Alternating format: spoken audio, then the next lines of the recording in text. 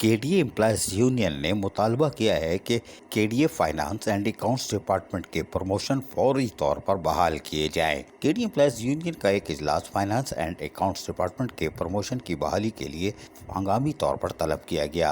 اجلاس میں یونین کے چیئرمین محمد عبدالمعروف، صدر Nadeem Khokhar, general secretary Dilawar Khan, deputy general secretary Qamar Abbas جہاں موجود تھے۔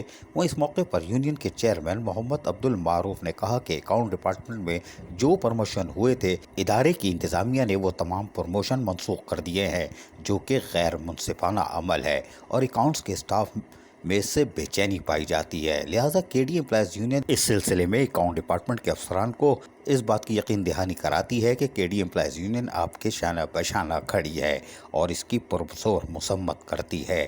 کے ڈی اے امپلائیز یونین کے ڈائریکٹر جنرل کے D A member administration director finance سے مطالبہ کیا ہے کہ پروموشن حاصل کرنے والے تمام افسران و ملازمین کو فوری طور پر پروموشن دیا جائے تاکہ ادارہ ترقیات کراچی کے ملازمین و افسران میں پائی جانے والی بے چینی دور ہو سکے۔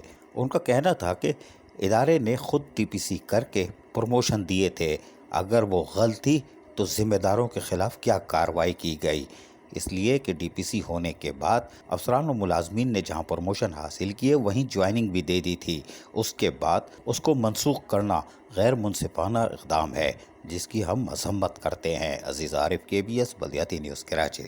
ایسی ہی خوبصورت ویڈیوز فیوچر میں حاصل کرنے کے لیے ریڈ بٹن پر کلک کر کے اور بیل آئیکن کو پریس کر کے ہم سب کے سبسکرائبر بننا مت بھولیے۔